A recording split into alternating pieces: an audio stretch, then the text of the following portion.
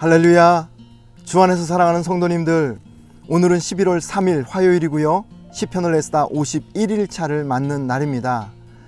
오늘은 시편 89편 한 편 쓰시면 되는 날인데, 세상에 오늘도 절수가 52절이나 됩니다. 그러나 지난번 여러분 72절도 써보신 분들이기 때문에 그까짓 것 52절 아무것도 아닙니다.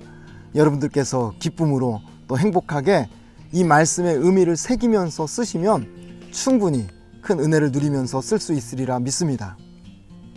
참고로 내일은 저희 목회실에 암송의 달인 목사님 한 분을 모시고 시편 90편 전체를 암송 시연하고, 그리고 나서 제가 해설 강의를 진행하도록 하겠습니다. 여러분 기대하시고 오늘도 시편의 말씀을 통해 하나님 주신 은혜를 듬뿍 받아 누리시는 복된 날 되시기를 주님의 이름으로 축복합니다. 자, 그러면 시편 89편의 부제부터 보도록 하겠습니다. 부제를 보시면 에스라인 에단의 마스길이라고 되어 있죠. 에스라 사람 할 때의 에스라인이라는 뜻입니다. 그래서 에스라 사람 에단의 마스길, 마스길은 교훈시라고 제가 말씀을 드렸죠. 여기서 에단이라는 인물이 생소하실 텐데, 레위 사람 중에 성가대 봉사를 하던 그런 사람 중에 한 사람이고요. 그래서 학자들은 이 에단이 여두둔과 동일 인물이 아닐까라고 조심스럽게 추측하기도 합니다. 시편 89편의 배경을 좀 말씀을 드리자면, 정확한 그 배경을 설명하는 내용은 없습니다만, 내용을 보면 이 예루살렘 성과 성벽이 무너졌다는 표현이 나오는 걸 볼 때에 남유다가 바벨론으로부터 공격을 받고 그래서 국가적인 위기를 맞은 때에 기록한 시편이라고 우리가 충분히 짐작해 볼 수는 있을 것 같습니다. 시편 89편의 제목을 정해보자고 하면 다윗 언약을 붙들고 도움을 구하는 시라고 제목을 정해볼 수 있겠습니다. 다윗 언약을 붙들고 도움을 구하는 시. 이제 단락을 나누어 드려야 되는데 1절부터 52절까지 단락을 나누는 게 또 만만치 않겠죠? 그런데 어렵지 않습니다. 전체 화면을 보시면서 제가 차근차근 설명을 드릴 테니까 한번 화면을 보시면서 설명을 따라오시면 좋을 것 같습니다. 자, 화면을 보시면 총 6개의 단락으로 제가 1절부터 52절을 구분을 했죠. 첫 번째 서론 찬양으로 시작해서 마지막 송영으로 마치는 구조입니다. 그리고 그 가운데 본론에 해당이 되는 내용이 4개로 이렇게 단락이 나뉘어져 있습니다.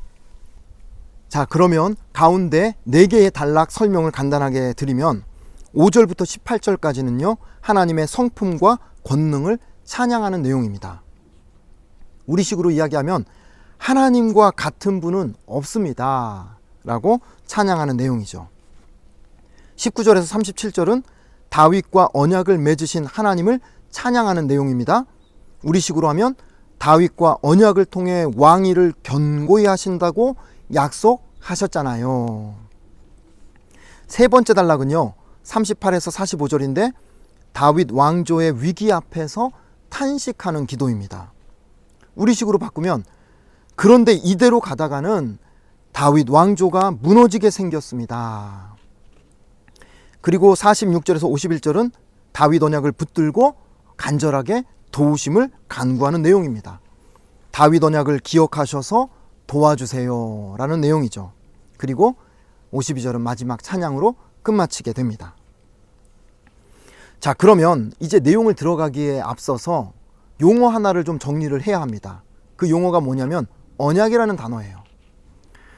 쉽게 말해서 약속이죠. 하나님께서 사람과 약속하실 때의 성경은 그 약속을 가리켜서 언약이라고 표현을 합니다.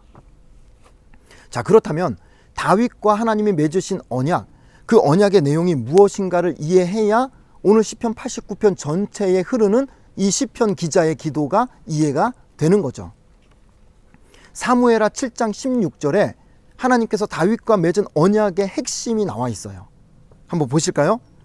내 집과 내 나라가 내 앞에서 영원히 보존되고 내 왕위가 영원히 견고하리라 하셨다 하라. 하나님께서 다윗에게 약속을 주시는데 그 약속이 무엇이냐면 다윗 이 왕위가 솔로몬을 통해서 그 후손들까지 왕위가 계속해서 이어질 것이다. 영원히 견고히 세워질 것이다. 약속을 합니다. 그런데 여러분, 이 약속은 단순히 눈에 보이는 이 사람 왕조가 이어지는 것을 뜻한다기보다는 앞으로 다윗을 통해서 태어날 왕 대신 메시아, 그 예수 그리스도의 탄생까지 내다보는 그러한 메시아 언약이라고 볼 수 있겠습니다. 자, 다윗의 언약이 그런 내용이라는 것을 기억하시고 이제 1절부터 4절까지 서론 찬양을 한번 보시면, 먼저 제가 키워드 4개를 짚어드릴게요. 인자하심, 성실하심, 언약, 언약은 다윗과의 언약이죠.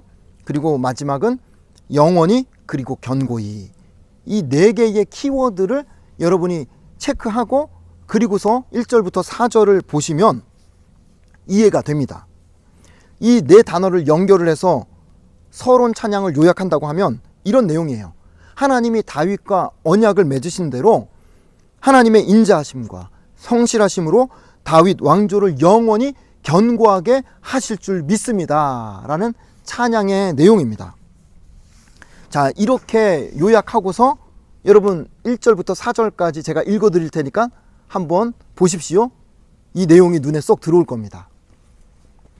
자, 1절, 내가 여호와의 인자하심을 영원히 노래하며 주의 성실하심을 내 입으로 대대에 알게 하리이다.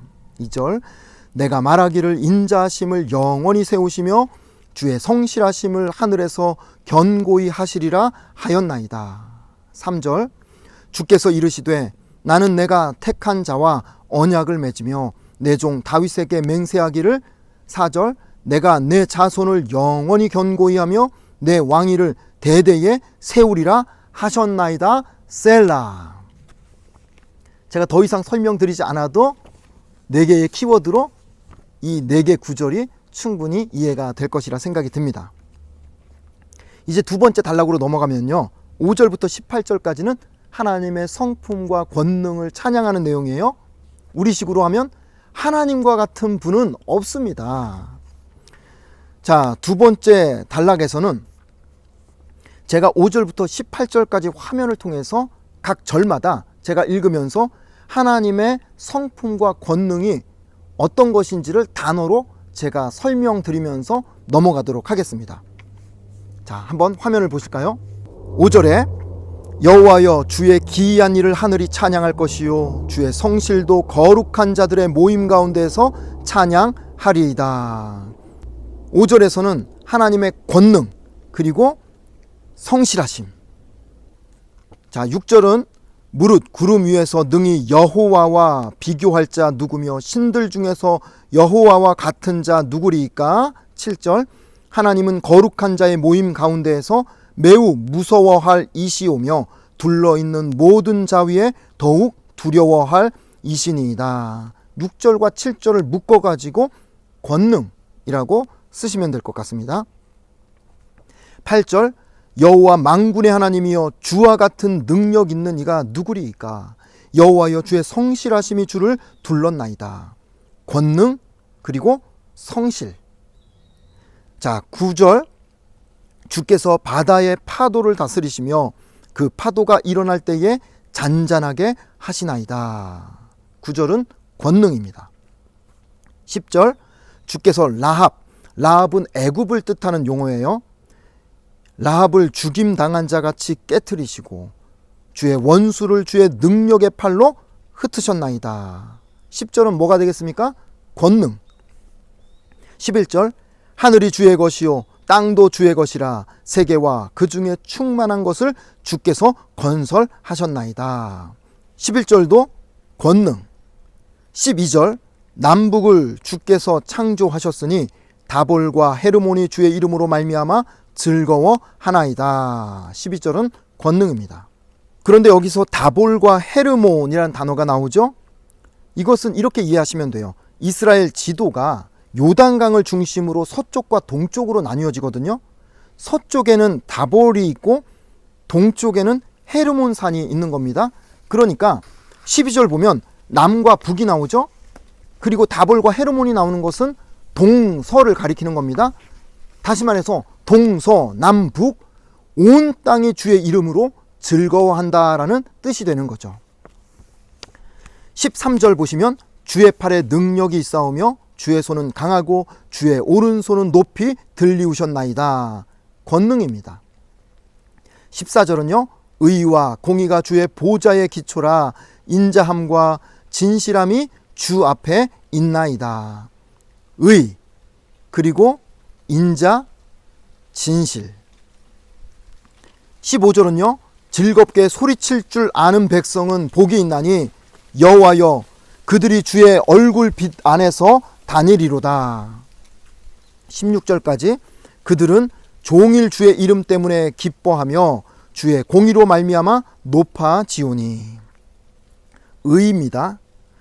17절은요. 주는 그들의 힘의 영광이심이라 우리의 뿔이 주의 은총으로 높아지오리니. 권능 그리고 인자. 여기에 뿔이 나오죠. 시편에서 뿔이 나오면 항상 어떤 단어를 생각해야 됩니까? 권능, 주의 권능을 뜻합니다. 18절은요. 우리의 방패는 여호와께 속하였고 우리의 왕은 이스라엘의 거룩한 이에게 속하였기 때문이니이다. 권능과 거룩이란 단어로 요약이 되겠습니다. 자, 이렇게 해서 5절부터 18절까지 하나님의 성품과 권능을 절마다 이렇게 찬양하고 노래하죠. 이걸 통해서 시편 기자가 무엇을 강조합니까? 하나님과 같은 분이 없습니다. 그렇게 하나님을 높이고 있는 거예요. 자, 이제 세 번째 단락으로 넘어가면 19절에서 37절이에요. 다윗과 언약을 맺으신 하나님을 찬양하는 내용인데, 우리식으로 말하면 다윗과 언약을 통해 왕위를 견고히 하신다고 약속하셨잖아요. 어떤 의미에서는 마치 하나님께, 하나님 기억하시죠? 예전에 약속하신 거 설마 잊으신 건 아니죠? 다윗과 약속하신 거? 그런 내용이라고 할 수 있겠습니다. 이번 19절부터 37절도요, 제가 화면을 통해서 절마다 제가 읽어드리면서 필요한 단어만 제가 설명을 드리고, 여러분이 쭉 제가 읽어 내려갈 때에 시편 기자가 하나님 앞에 내미는, 하나님 약속하셨잖아요, 잊으신 거 아니죠?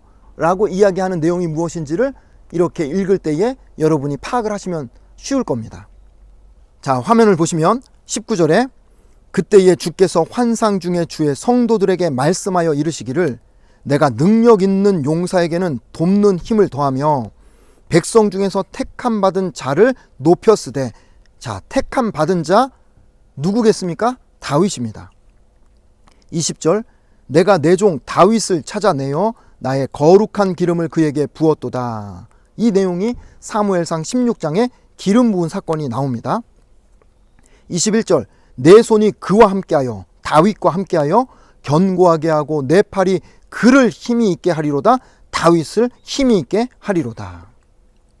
22절 원수가 그에게서, 다윗에게서 강탈하지 못하며 악한 자가 그를, 다윗을 곤고하게 못하리로다. 23절 내가 그의 앞에서, 다윗 앞에서 그 대적들을 박멸하며 그를, 다윗을 미워하는 자들을 치려니와.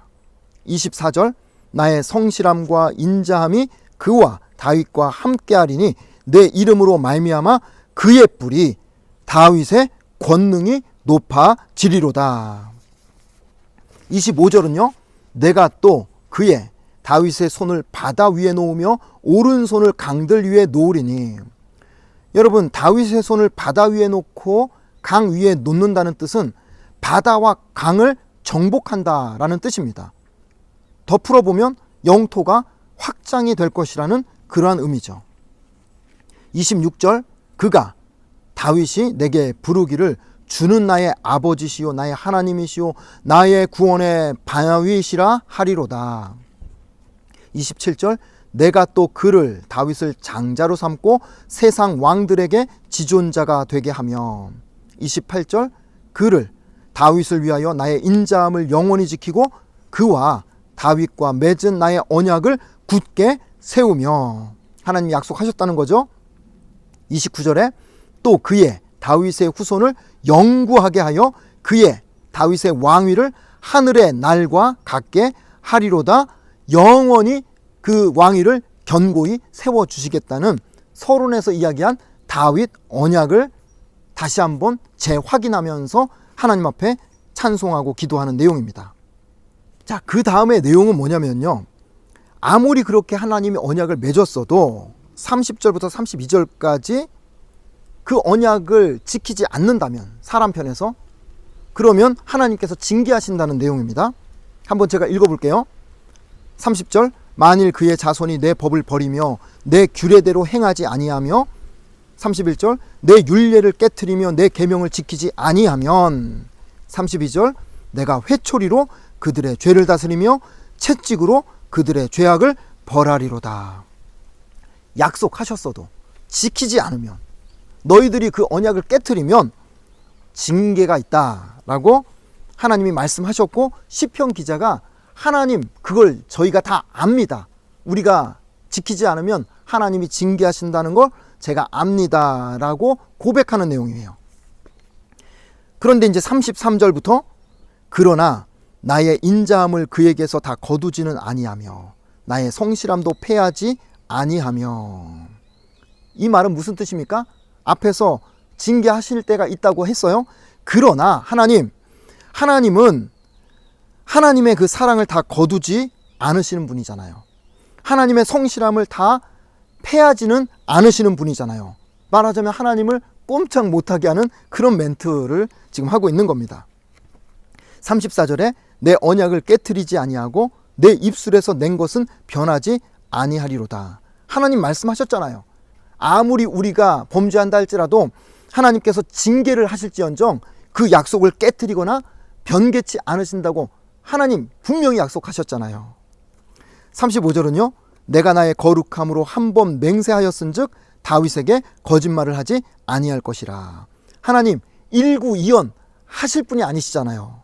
이렇게 해서 하나님의 성품에 근거해서 하나님 앞에 당당히 이러한 기도를 올려드리고 있는 겁니다. 자, 그리고 나서 36절 37절에 하나님이 하신 말씀을 또 한 번 재차 확인합니다. 36절, 그의 후손이 장구하고 그의 왕위는 해같이 내 앞에 항상 있으며. 37절, 또 궁창의 확실한 증인인 달같이 영원히 견고하게 되리라 하셨도다. 셀라. 언약하신 거, 하나님 약속하신 거 영원히 견고하게 지켜낼 것이라고 분명히 하나님 약속하셨죠. 그러니까 딴소리 하지 마세요. 하나님을 찬양하는 듯 하면서, 높여 칭송하는 듯 하면서 하나님이 하신 말씀을 딱 근거로 하나님을 꼼짝 못하게 만드는 듯한 그러한 기도라고 할 수 있겠습니다. 자, 그렇게 하나님을 찬양하고 높이더니 이제 네 번째 단락으로 가면 진짜 하고 싶은 말이 그때서야 이제 나오는 겁니다. 38절에서 45절까지 다윗 왕조의 위기 앞에서 탄식하는 거예요. 그런데 이대로 가다가는 다윗 왕조가 무너지게 생겼습니다. 자, 우리식으로 비유하면 제가 이렇게 설명을 드릴 수 있지 않을까 생각이 듭니다. 자, 저한테 누가 오랜만에 전화를 했어요. 친구가. 너 요즘에 유튜브 사역한다면서 시편 해설 잘 되고 있다면서, 야, 어떻게 그런 생각을 했냐? 친구지만 야, 정말 자랑스럽다. 잘했어.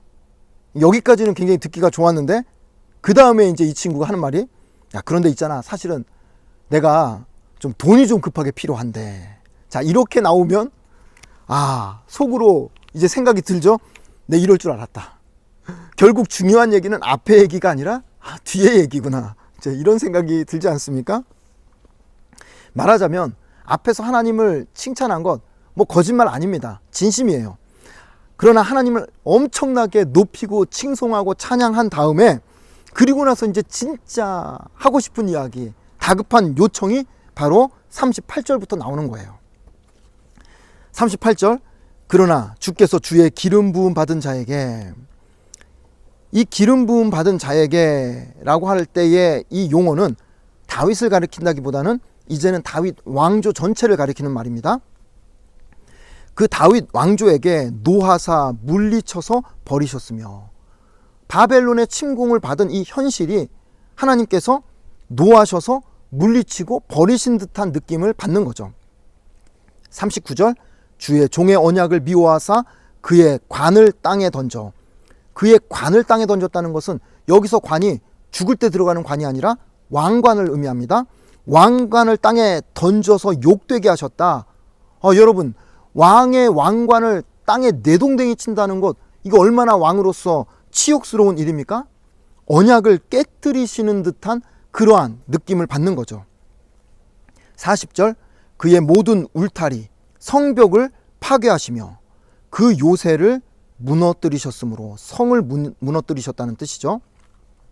41절에 길로 지나가는 자들에게 다 탈취를 당하여 그의 이웃에게 욕을 당하나이다. 그 바벨론에게 약탈을 당하는 현실을 토로하는 거죠.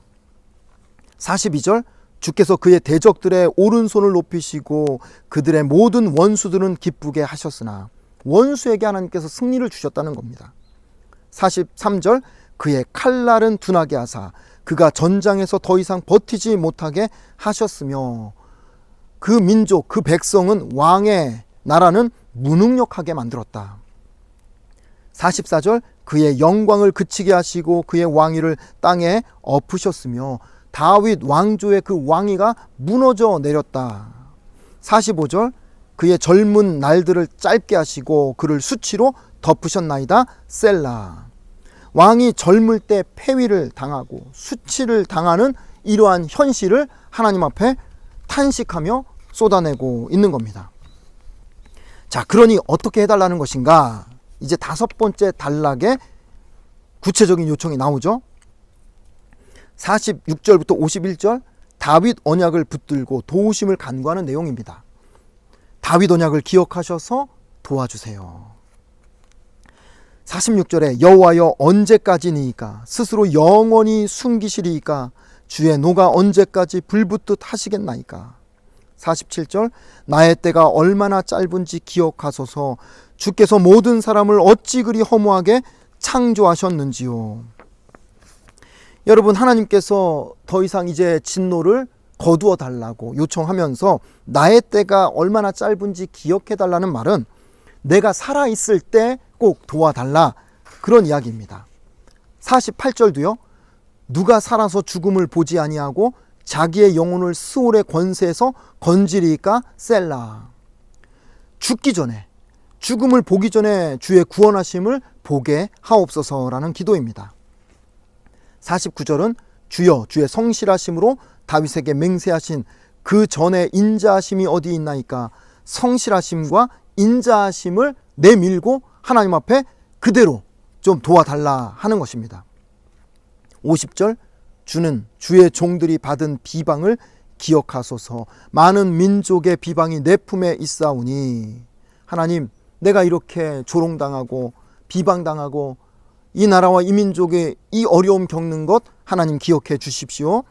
51절 여호와여 이 비방은 주의 원수들이 기름 부음 받은 자의 행동을 비방한 것이로소이다. 다른 사람도 아니고 하나님으로부터 기름 부음 받은 왕이 이런 비방과 이런 조롱을 받고 있습니다. 그러니 하나님 기억해 주시고 제발 좀 도와주십시오 라고 간절히 하나님 앞에 도움을 요청하는 기도입니다. 그리고 나서 6번째 단락 52절 마지막 송영입니다. 이 마지막 찬양 송영은 89편의 마지막 찬양이면서 3권 전체를 마무리 짓는 찬양입니다. 한번 같이 찬양해 볼까요? 52절 여호와를 영원히 찬송할지어다. 아멘 아멘. 여호와 하나님 영원히 찬송 받으시옵소서. 아멘 아멘. 이렇게 해서 89편이 끝나고 시편 3권도 오늘로써 마무리가 되었습니다. 여러분, 오늘은 이렇게 해서 시편 89편을 숨차게 정리했습니다. 여러분도 따라오시느라 숨차셨죠? 저는 오늘 시편 89편의 해설을 준비하고 묵상하면서 하나님의 언약에 대한 묵상을 좀 해보았습니다. 말하자면 약속이죠. 하나님의 약속. 하나님께서 약속하는 걸 참 좋아하시는구나 하는 것을 다시 한번 깨닫게 됐습니다. 성경을 보니까 창세기에 아담과 하와를 만드실 때부터 하나님은 약속을 하시는 분이었어요. 동산에 있는 모든 나무의 실과를 다 먹을 수 있다. 그러나 중앙에 있는 선악을 알게 하는 나무의 열매만큼은 절대 먹지 마라. 그것을 먹는 날에는 정녕 죽게 될 것이다. 약속하자. 하나님께서 아담과 하와와 약속을 하신 거거든요. 나중에 노아하고도 보니까 하나님이 약속을 하시고요. 나중에 아브라함에게도 약속을 주시죠. 하늘의 별처럼 바다의 모래처럼 너의 자손을 번성케 할 것이다. 그러고 보니까 하나님께서 참 많은 성경의 사람들과 약속하셨다는 것을 보게 됩니다. 오늘 이 다윗 언약도 마찬가지죠. 하나님께서 다윗과 언약을 맺으신 것은 단순히 다윗 한 사람과의 약속이 아니라 다윗 왕조 전체, 이스라엘 전체와 하나님께서 맺으신 약속이라고 할 수 있는 겁니다. 하나님께서 왜 이렇게 우리에게 약속을 주실까? 하나님께서 약속을 통해서 우리에게 원하시는 것 두 가지를 한번 생각해 볼 수 있을 것 같습니다. 첫 번째는 약속을 주실 때 우리에게 원하시는 것, 그것은 믿음을 요구하신다는 거죠. 어떤 믿음이겠어요? 내가 약속한 거 반드시 지킬 테니까 너희는 그것을 믿어라. 이겁니다. 하나님께서 다른 걸 바라시는 게 없어요. 우리에게 무수히 많은 약속을 주시는데 우리에게 요구하시는 것 딱 한 가지가 있다고 한다면 믿으라는 거예요. 신뢰하라는 거예요. 사람의 눈으로 볼 때는 안 될 것 같고 못할 것 같고 도저히 있을 수 없는 일 같지만 하나님 편에서 볼 때 하나님의 손이 짧은 것도 아니고 하나님의 그 오른팔, 권능의 팔로 얼마든지 우리의 삶 가운데 하나님의 약속을 이루실 수 있다라는 것을 믿으라, 신뢰하라, 의심하지 말라, 흔들리지 말라. 하나님께서 우리에게 약속을 통해서 믿음을 요구하신다는 거죠. 두 번째, 하나님께서 약속을 통해서 우리에게 무엇을 원하시는가라고 할 때에 우리의 심령 가운데 기대와 소망을 가지라는 그런 하나님의 요구가 있음을 깨닫게 됩니다. 여러분, 우리가 이 땅을 살아가면서 기대와 소망이 사라지면 너무나도 우울하지 않습니까? 밥맛도 없어지고요. 심지어는 내가 이렇게 살아서 뭐하나 싶은 생각이 들 정도로 사람이 이 땅을 살아가는 데 있어서 기대와 소망이 얼마나 중요한지 몰라요. 그런데 감사하게도 하나님께서 저와 여러분의 인생 가운데 기대와 소망으로 살아갈 수 있는 힘을 주셨는데 그 기대와 소망이 어디로부터 나오는가? 약속의 말씀으로부터 나온다는 거예요. 성경 66권을 통해서 우리의 삶 가운데 하나님 제시하신 무수히 많은 그 약속의 말씀을 통해 오늘 이 땅을 살아가는 이 광야길을 걸어가는 저와 여러분의 인생 가운데 기대해라, 소망을 가져라. 내가 너의 하나님이다. 내가 너의 아버지다. 하나님께서 그러한 소망을 우리에게 불러 일으켜 주신다는 겁니다. 그래서 여러분, 오늘 우리가 세상을 바라보면 낙심이 되고 우울해질 때가 있지만 그러나 우리의 눈을 하늘에 두고 그리고 주의 말씀에 우리의 시선을 고정하잖아요. 그러면 그곳에 하나님께서 우리에게 주신 무수히 많은 약속이 그냥 쏟아져 나옵니다. 그 약속 하나만 붙들고 우리가 기도하기 시작하면 여러분, 우리의 심령 가운데 세상이 줄 수 없는 소망이 생겨나고 기대가 생겨나고, 그래, 하나님께서 나와 함께 하시지, 하나님 나를 사랑하시지, 내 길을 인도하시지, 내 자녀가 하나님 앞에 몸부림치며 기도하고 있는 이 모든 기도의 제목들을 하나님께서 응답하실 거야. 여러분, 약속으로부터 기대가 생겨납니다. 약속으로부터 소망이 생겨납니다. 그래서 하나님께서 우리에게 약속을 주시는 거예요. 기대하라고, 소망 가운데 살아가라고.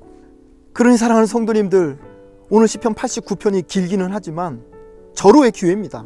1절부터 52절까지 긴 시간 써내려가시면서 계속해서 하나님께서 우리의 삶에 주신 그 약속을 붙들고 믿음으로 그리고 기대함으로 소망으로 선포하는 겁니다. 뭐라고요? 맞습니다. 하나님 나를 사랑하십니다. 하나님 나를 향한 크고 놀라운 계획을 가지고 계심을 내가 믿습니다. 하나님 내 인생의 가장 좋은 곳으로 만족시켜 주심을 내가 신뢰합니다. 하나님 내 길을 선한 길로 인도하실 것을 내가 믿습니다. 하나님 우리 가정을, 우리 생업을 하나님의 손으로 강건하게 붙들어 주실 줄 내가 믿습니다. 신뢰합니다. 기대합니다. 소망합니다. 여러분, 계속해서 오늘 하루 온종일 하나님을 향해서 하나님께서 우리에게 주신 약속을 붙들고 기대와 소망과 감사의 찬송을 쏟아내면서 행복하게 하루 사시다가 내일 다시 하나님의 말씀 앞에서 여러분 뵙도록 하겠습니다. 여러분 축복합니다. 안녕히 계십시오.